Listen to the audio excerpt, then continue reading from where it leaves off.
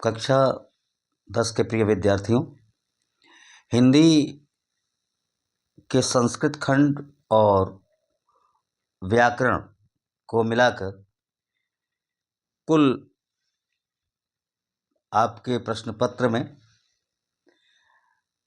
22 number के प्रश्न पूछे जाते हैं और संस्कृत खंड यदि सही कर लिया जाए तो पूरे नंबर मिलने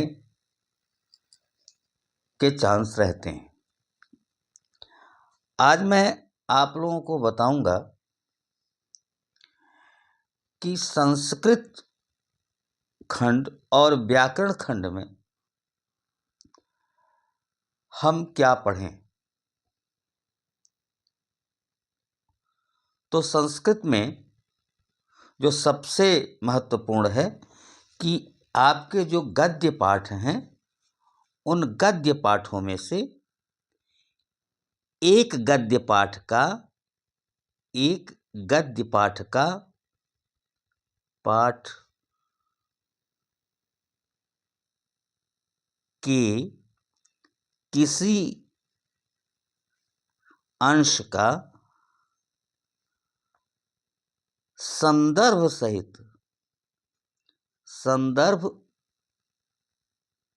सहित अनुवाद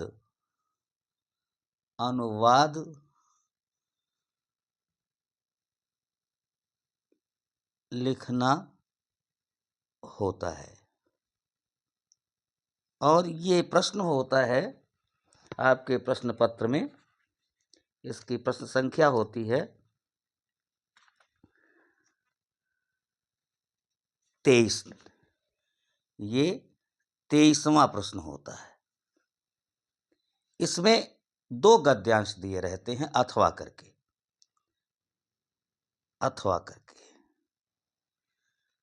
आपको करना एक ही का रहता है, एक ही का अनुवाद आपको करना रहता है।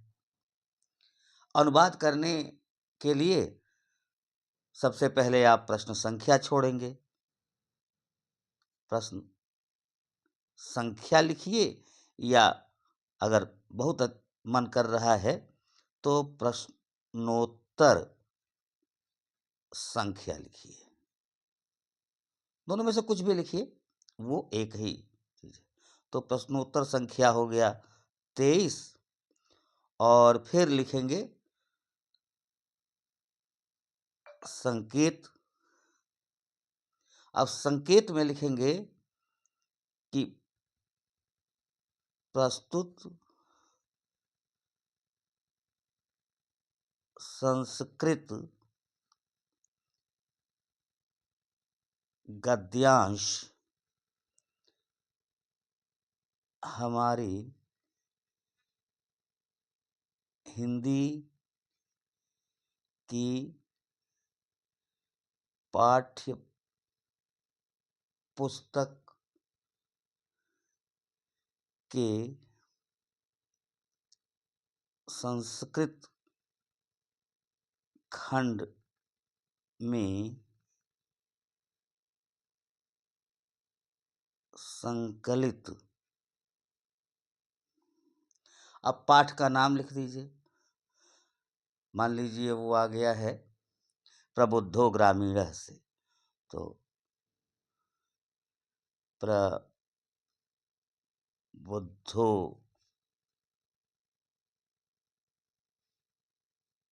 ग्रामीण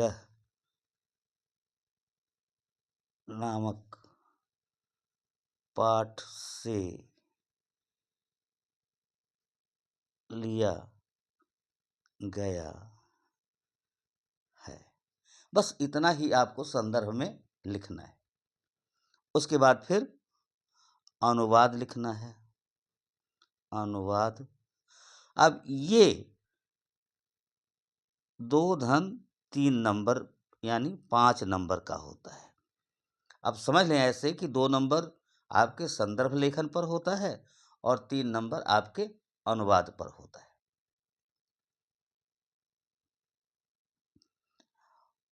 उसके बाद फिर ऐसे ही 24वां प्रश्न होता है। 24वां प्रश्न होता है, जिसमें आपकी पाठ्य पुस्तक के संस्कृत खंड में से किसी एक पाठ से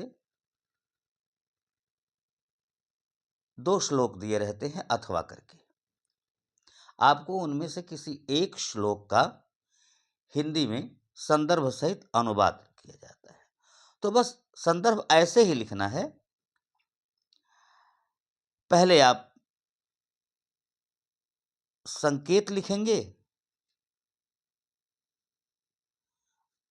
संदर्भ है भाई, संदर्भ, यहाँ संकेत लिखेंगे, संकेत, और पहले प्रश्नोत्तर संख्या, प्रश्नोत्तर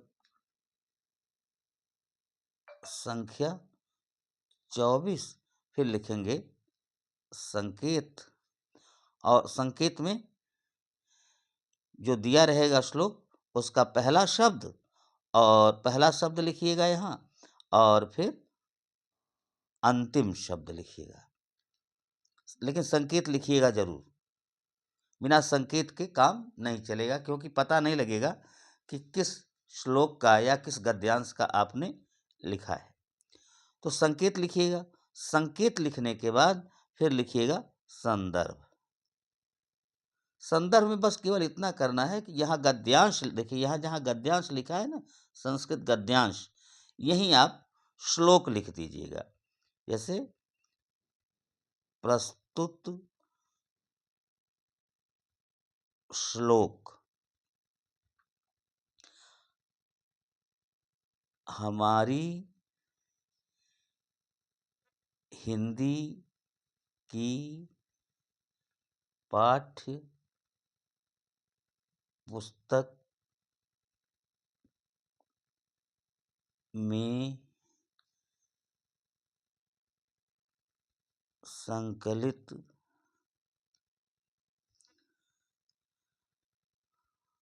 अब जिस पाठ से हो, मान लीजिए अन्योक्त विलासः से है, अन्योक्ति विलासः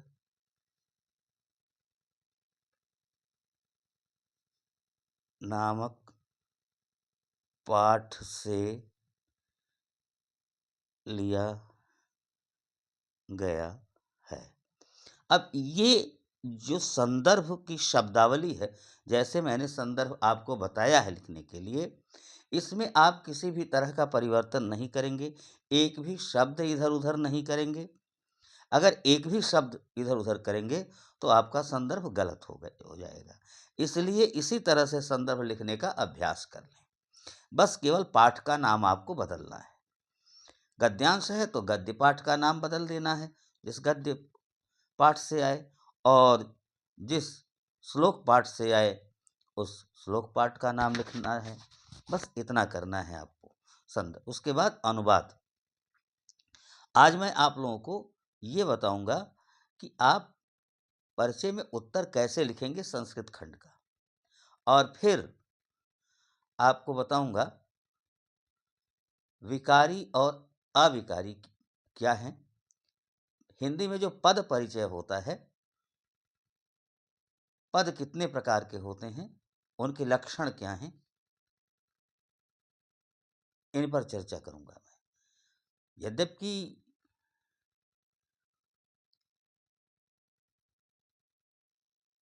विकारी और अविकारी से OMR सीट के अंतर्गत जो 20 प्रश्न आते हैं मल्टीपल चॉइस के, बहुविकल्पीय, उन्हीं में पूछा जाता है। लेकिन वो एक एक नंबर ही बहुत महत्वपूर्ण होता है। एक एक नंबर के करके 20 नंबर होता है, और अगर हम उसमें से 20 नंबर प्राप्त कर लें तो निश्चित रूप से हिंदी विषय में हम 90+ पाने के हकदार हो जाएंगे। तो सबसे पहले हम यह जानें कि हिंदी में जो संस्कृत खंड है उसमें उत्तर कैसे लिखेंगे। तो ये उत्तर इस तरह से आप लिखें, और ठीक इसी तरह से फिर एक काम और करें। जो श्लोक याद करना है। तो मैंने आपसे कहा भी है पहले और फिर मैं कह रहा हूं कि आप श्लोक 3 याद करिए। श्लोक 3 याद करिए। इसका कारण क्या है? क्योंकि श्लोक जो हैं वो 2 पूछे जाते हैं। पर्चे में पूछा जाता है कि अपने पाठ्यपुस्तक से कंठस्थ किया हुआ एक श्लोक लिखिए। अपनी पाठ्यपुस्तक से याद किया हुआ एक कंठस्थ किया हुआ एक श्लोक, कंठस्थ माने याद किया हुआ होता है, एक श्लोक लिखिए। ये प्रश्न संख्या 27वां होता है। तो आप प्रश्न संख्या 27वां डालेंगे। प्रश्न संख्या या 27 या प्रश्नोत्तर संख्या 27। तो उसके लिए आप 3 श्लोक याद करें, क्योंकि 2 श्लोक तो आपके पर्चे में पूछा जाता है और प्रश्न रहता है 27वां, ये अपनी पाठ्यपुस्तक के संस्कृत खंड की पाठ्य वस्तु से कंठस्थ कोई एक श्लोक लिखिए जो इस प्रश्न पत्र में ना आया हो। जो इस प्रश्न पत्र में ना आया हो। तो अगर आप मान लीजिए 2 श्लोक याद किए हैं और दोनों प्रश्न पत्र में आ गया, तब तो आप का प्रश्न वह छूट जाएगा। इसलिए हमेशा 3 श्लोक याद करिए और 3 श्लोक याद करके आप परीक्षा में बैठिए। श्लोक का अभ्यास खूब करिए। श्लोक का अभ्यास खूब करिए। जब श्लोक का अभ्यास कर लीजिएगा, लिखने का अभ्यास कर लीजिए, क्योंकि संस्कृत में शुद्धता होनी चाहिए। उसमें अनुस्वार का, विसर्ग का, हलंत का ध्यान देना चाहिए। कहीं से भी अनुस्वार, विसर्ग और हलंत छूटना नहीं चाहिए। 2 नंबर बहुत महत्वपूर्ण है, क्योंकि बूंद-बूंद से घड़ा भरता है। तो ये तो हो गया कि कैसे आप लिखेंगे और क्या करेंगे। दूसरी चीज संस्कृत में हमने ये जान लीजिए कि एक-एक नंबर के 2, कभी-कभी 2 रूप पूछा जाता है और कभी 1 रूप पूछा जाता है। रूप आप में है, युष्मद शब्द का रूप है। युष्मद, युष्मद का रूप है और फिर रूप है तद का। आपके कोश में युष्मद का रूप है और किसका रूप है? तद का रूप है।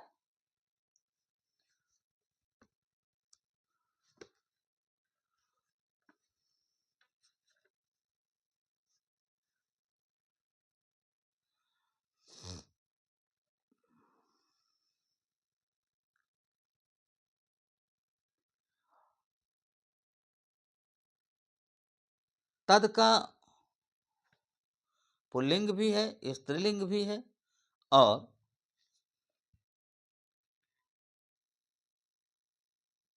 नपुंसक लिंग भी है।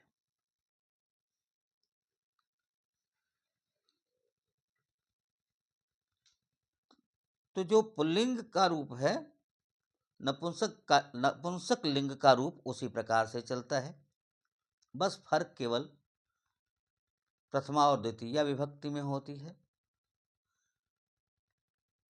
शेष रूप जैसे पुल्लिंग का वैसे नपुंसक लिंग का चलता है। युष्मद का याद कर लीजिए और तद का याद कर लीजिए।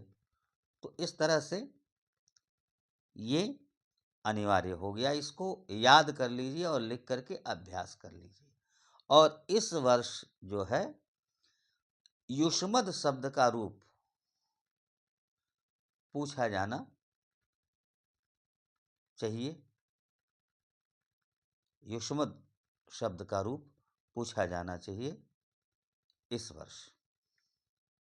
लेकिन आपको चूंकि तद का और युष्मद द्वितीय रूप याद करना है, तो ये दोनों रूप याद कर लेना चाहिए, जिससे परीक्षा में यह ना हो कि युष्मद का ना आया तो आपको दिक्कत हो।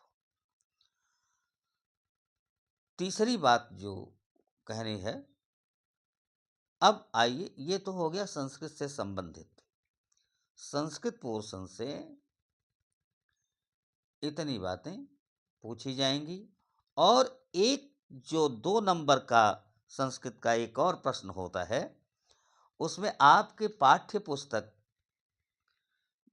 में जो संस्कृत खंड में जो गद्य पाठ और जो श्लोक पाठ दिए गए हैं, उनके आधार पर संस्कृत में 2 प्रश्न पूछे जाते हैं। और उन दोनों प्रश्नों का 2 प्रश्न नहीं पूछे जाते हैं, पूछे 4 जाते हैं, 4 प्रश्न पूछे जाते हैं। ये 29वां प्रश्न होता है। प्रश्न संख्या जो 29 होती है, प्रश्न संख्या 29 जो होता है, ये प्रश्न संख्या 29 होता है। इसमें 4 संस्कृत में प्रश्न दिए रहते हैं। 4 प्रश्न संस्कृत में दिए रहते हैं और उन चारों प्रश्नों का आपको देखना रहता है और चारों प्रश्नों में से किन्हीं 2 प्रश्नों का उत्तर लिखना रहता है। तो अक्सर करके संस्कृत के शुरू से लेकर और 4 पाठ के अंतर्गत 2 प्रश्न मिल जाते हैं। तो 4 पाठों के अंतर्गत जो पाठ्यवस्तु है, उसमें है, पहला पाठ है वाराणसी। वाराणसी पाठ से जो महत्वपूर्ण प्रश्न आते हैं, उन प्रश्नों को हम आपको बता रहे हैं, उनको आप याद कर लें। पहला प्रश्न है, वाराणसी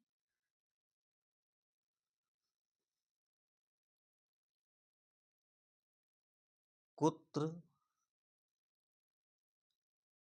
स्थिता अस्ति। ये हो गया। तो इसका अर्थ है वाराणसी वाराणसी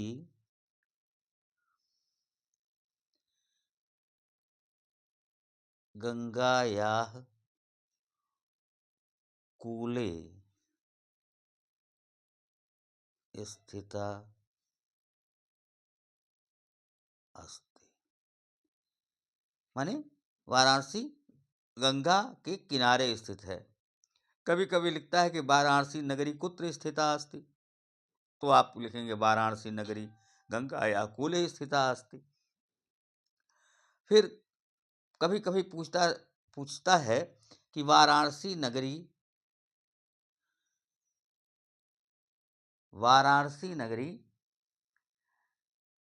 कस्याः नद्याः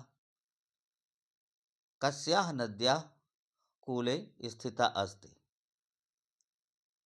तो आप लिखेंगे वाराणसी नगरी गंगायाः कूले स्थिता अस्ति। यहाँ केवल गंगायाः कूले तो लिखा ही है। प्रश्न देख, यही उत्तर तब भी हो जाएगा। अगर यह पूछे वाराणसी नगरी कस्याः नद्याः कूले स्थिता अस्ति, तो वाराणसी नगरी गंगायाः कूले स्थिता अस्ति, यही उत्तर तब भी हो जाएगा।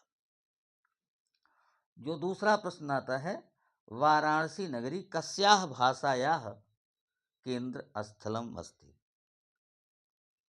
वाराणसी नगरी किस भाषा की केंद्र स्थल है? तो वाराणसी नगरी संस्कृत भाषायाः केंद्र स्थलम अस्ति।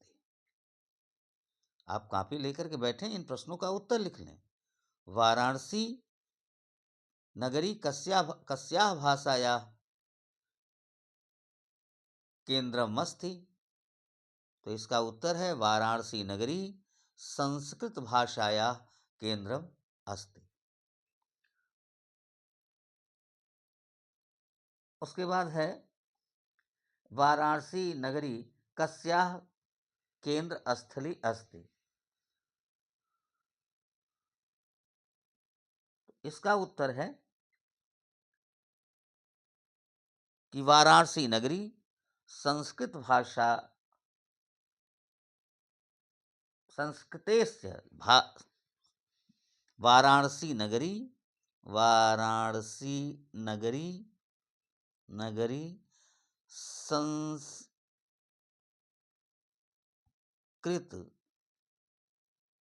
भाषा भारतीय संस्कृतेश्च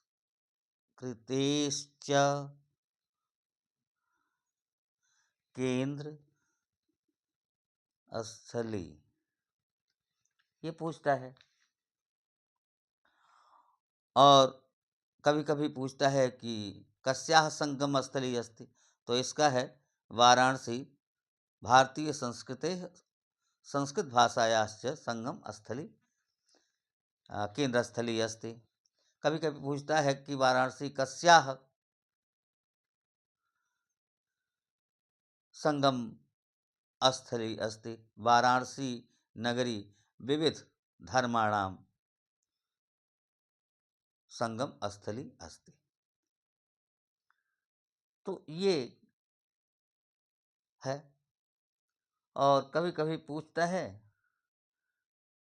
कि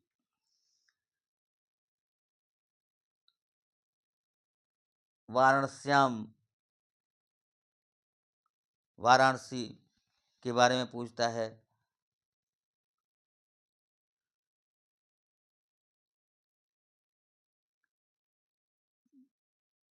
मुगल जो राजा दारा शिकोह संस्कृताय किम विशिष्टम कार्यम अकरोत्? या उपनिषदानां कस्या भाषायां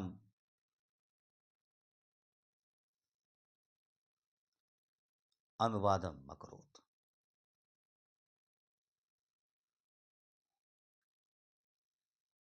तो मुख्य रूप से आता है कि वाराणसी नगरी केशांग संगम स्थली अस्ति।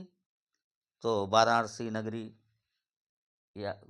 नगरी विविध धर्माणां संगम स्थली अस्ति। और ये प्रश्न जो बताया मैंने ये महत्वपूर्ण है। इसी तरह से और भी हैं। तो अब पहले हम आपको ये बता दें कि इतना होने के बाद हमें विकारी और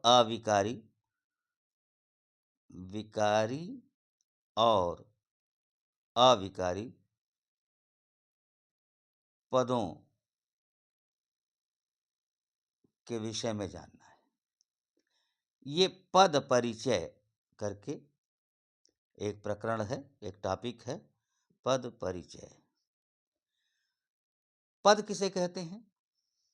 जब कोई शब्द किसी सार्थक वाक्य में प्रयुक्त हो जाता है तो उसकी पद संज्ञा हो जाती है। जब कोई शब्द किसी वाक्य में रख दिया जाता है या शब्द किसी वाक्य का अंग बन जाता है तो वह पद हो जाता है। जैसे राम, ये एक शब्द है। रोटी, यह एक शब्द है। खाता, यह एक शब्द है एक शब्द है। लेकिन ये सभी शब्द जब एक वाक्य में आएंगे, जब ये हो जाएगा राम रोटी खाता है, तो ये सभी पद हो गए। अब इन्हें पद कहा जाएगा, ये शब्द नहीं है। जब ये अलग-अलग लिखे जाएँगे तो ये शब्द होंगे, और जब ये वाक्य में प्रयोग किए गए हैं तो इन्हें क्या कहते हैं? पद।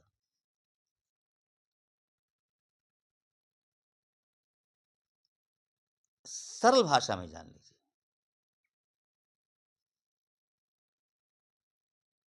ये पद कहलाते हैं।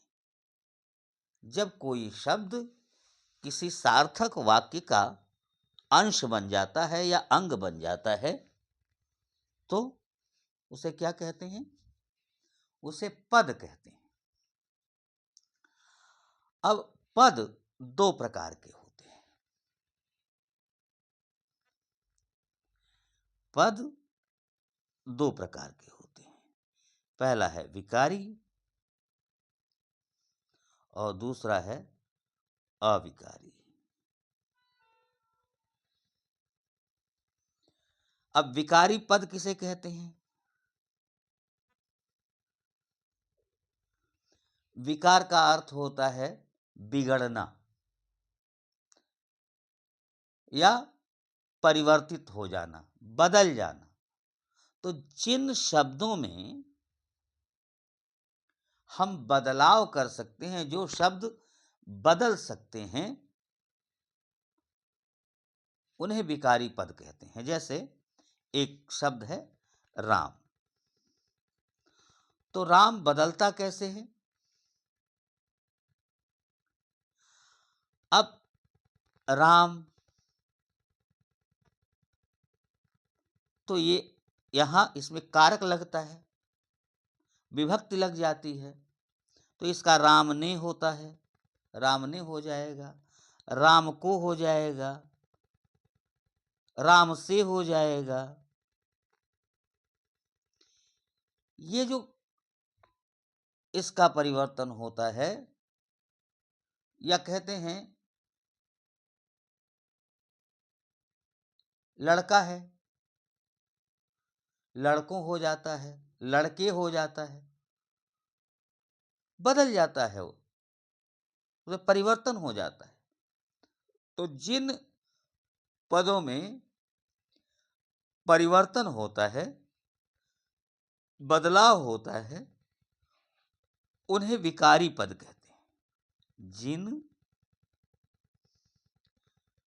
पदों में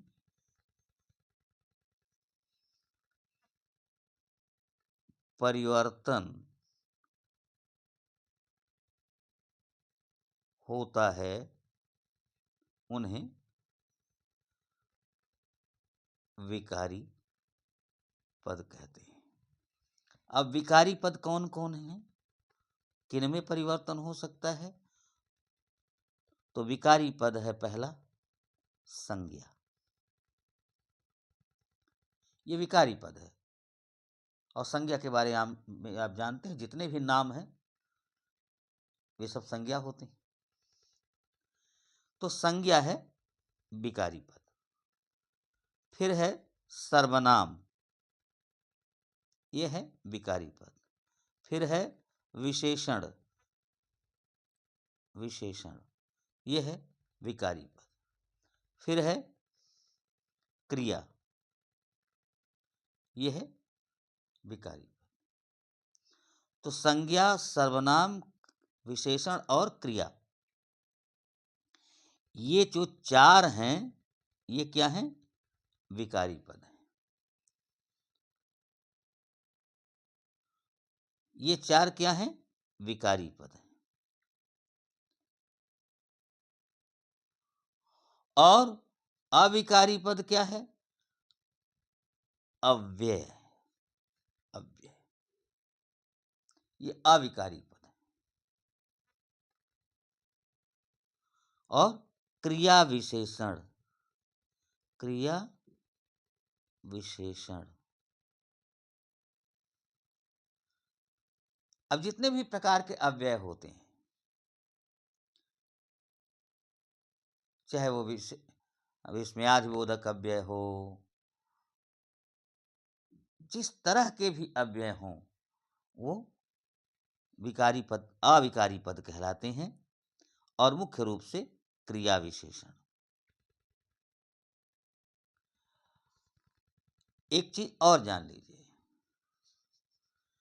कि जो अव्ययी भाव समास होता है, अव्ययी भाव समास, वो अविकारी पद हो जाता है।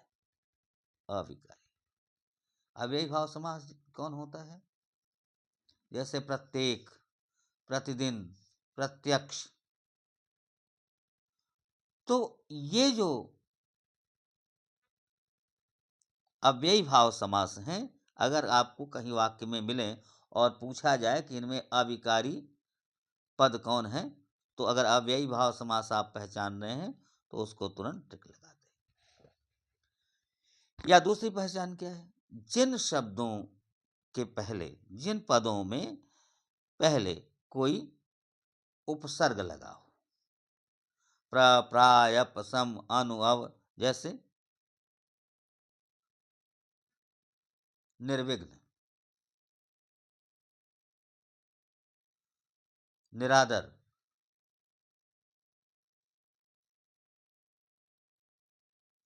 ये अविकारी पद है।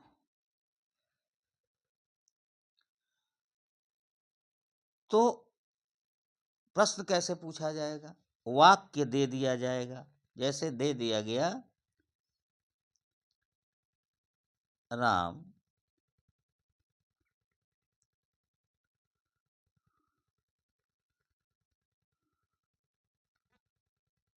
प्रत्येक दिन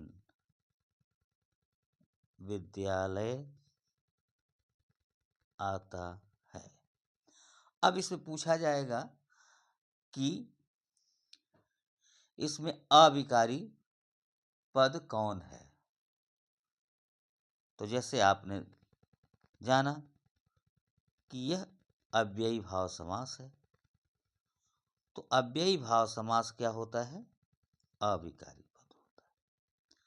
और अगर यह पूछ दिया जाए कि इसमें कितने विकारी पद हैं, तो दे दिया गया विकल्प 2, 3,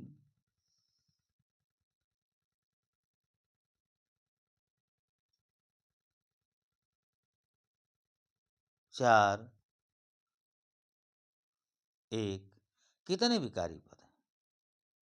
तो आप देखिए कितने विकारी। ये संज्ञा है, ये संज्ञा है, ये संज्ञा है, ये क्रिया है, ये क्रियापद है। तो 1, 2, 3, 4, इसमें कितने विकारी पद हैं? 4। और कितने अविकारी हैं? 1। तो ये अविकारी पद हैं, ये विकारी पद हैं। संज्ञा, सर्वनाम, विशेषण और क्रिया, ये 4 क्या हैं? विकारी पद हैं। इनमें विकार होता है, इनमें परिवर्तन हो जाता है। लेकिन अव्यय और क्रिया विशेषण, ये दोनों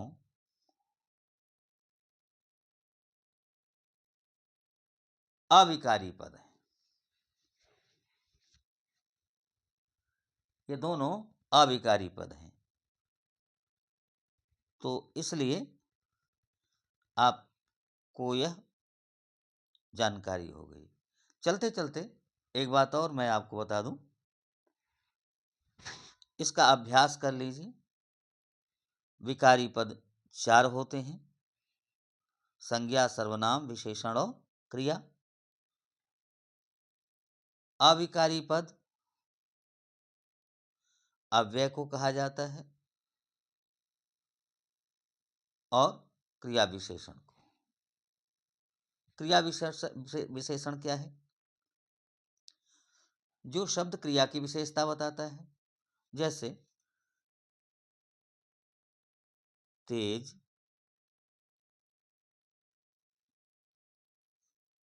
वह तेज दौड़ता है।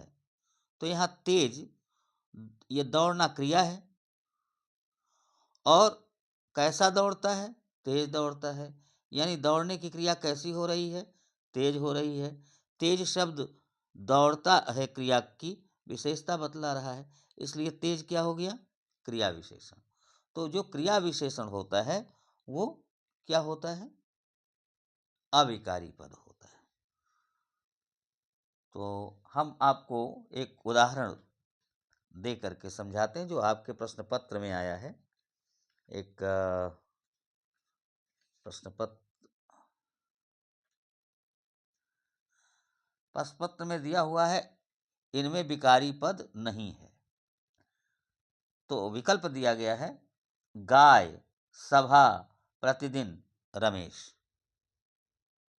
ध्यान से सुनिए, गाय, सभा, प्रतिदिन, रमेश। गाय देखिए जातिवाचक संज्ञा है। सभा संज्ञा है। रमेश व्यक्तिवाचक संज्ञा है। प्रतिदिन क्या है? प्रतिदिन अव्ययी भाव समास है। दिन के पहले प्रति लगा है, प्रति क्या है? उपसर्ग है। तो जिन सामासिक पदों में पहला पद अव्यय होता है वे अव्ययी भाव समास कहलाते हैं, और अव्ययी भाव समास जो होता है वह अपने आप में स्वयं पूरा पद ही अव्यय हो जाता है, इसलिए वो अविकारी पद होता है। तो ये क्या है? यह विकारी पद नहीं है। प्रतिदिन जो है वह विकारी पद नहीं है। कैसा पद है? अविकारी पद है। तो ऐसे ही प्रश्न आएंगे, थोड़ा सा समझे रहें तो कहीं कोई दिक्कत नहीं आएगी। अब एक चीज और है कि पहले क्या है, पिछले वर्षों तक जो हाई स्कूल की कॉपी मिलती थी उस कॉपी को मैं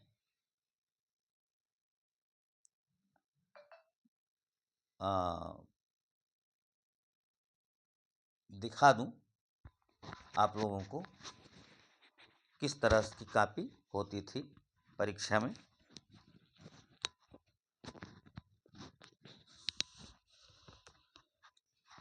तो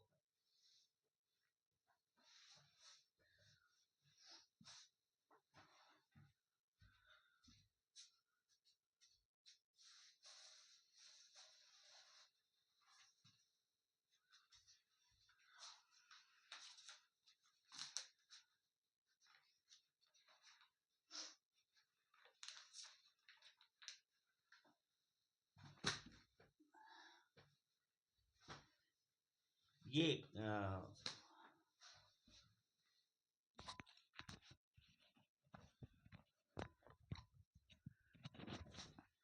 बोर्ड की जो कॉपी होती थी हाई स्कूल की, वो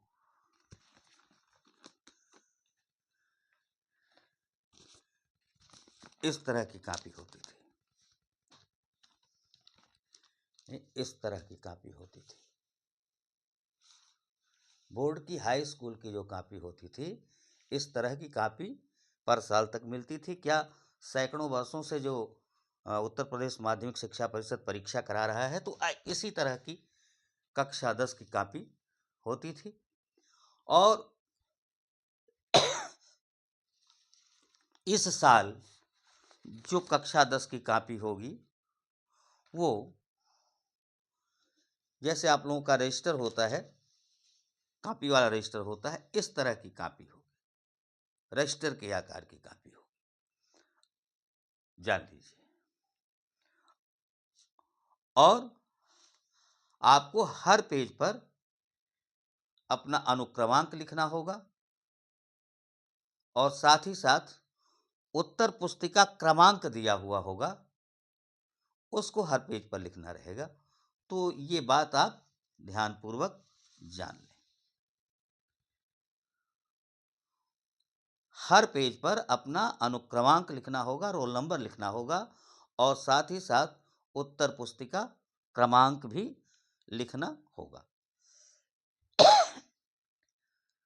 पिछले साल तक केवल जो कवर पेज होता था, एक पेज होता था। उस एक पेज में आधा पेज में विद्यार्थी अपना अनुक्रमांक वगैरह लिखता था और आधे पेज में परीक्षक के लिए नंबर चढ़ाने के लिए होता था। पर इस साल 2 कवर पेज होगा।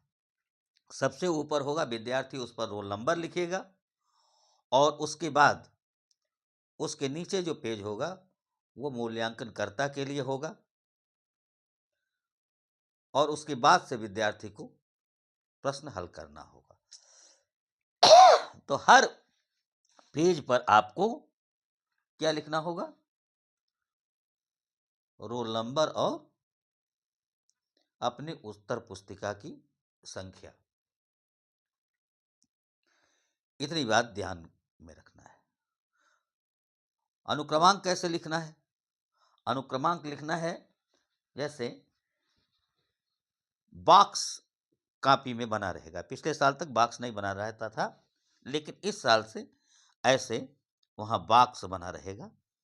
ऐसे इसमें 2, 3, 4, 5, 6, 7, 8, 9, 10 इस तरह से 10 बॉक्स बना रहेगा। 10 अंकों का आपका रोल नंबर है। इसमें आपको अपना रोल नंबर लिखना रहेगा और फिर अक्षरों में लिखना रहता है। तो जैसे मान लीजिए आपका रोल नंबर है 1, 2, 3, 4, 5, 6, 7, 8, 9, 0 ये आपका रोल नंबर है। तो जब हिंदी में लिखेंगे, शब्दों में लिखेंगे, तो आप लिखेंगे, ऐसा नहीं लिखेंगे कि 10,15,343 ऐसे नहीं लिखेंगे। ऐसे लिखेंगे 1, 2, 3, 4, 5, 6, 7, 8, 9, 0 इस तरह से आपको अपना अनुक्रमांक लिखना है। आज के इस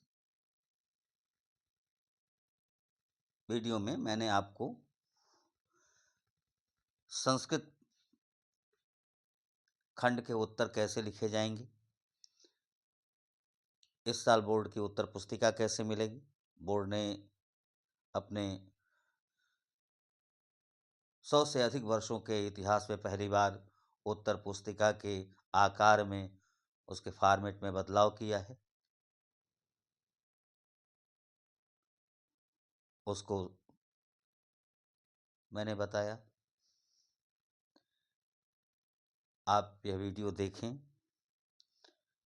लाइक और शेयर करें। लाइक इसलिए करें कि मुझे पता लगेगा कि किसने ये वीडियो देखा है और किसने नहीं देखा है। चैनल को सब्सक्राइब कर लें, जिससे कि ज्यों ही मैं कोई नया पाठ डालूं तो वो पाठ आपको मिल जाए। अगर मेरी बात को ध्यान से आप सुने होंगे, मेरी बात पर अमल करेंगे, तो निश्चित ही आपको परीक्षा में हिंदी विषय में 90+ नंबर मिलेंगे। बस करना यह है कि काफी साफ सुथरी लिखें, बहुत सारी कटिंग न करें और मेहनत से चीज़ों को पढ़ें और मैं जो बता रहा हूँ उसको अपने ध्यान में रखें। इसी के साथ फिर एक बार पढ़ने के पहले ही, सुनने के पहले ही वीडियो लाइक कर दें। उससे पता लग जाएगा कि कौन सुन रहा है और पूरा वीडियो देखें। बीच में छोड़ें मत। बीच में छोड़ेंगे तो बात आपकी समझ में नहीं आएगी। ठीक, धन्यवाद।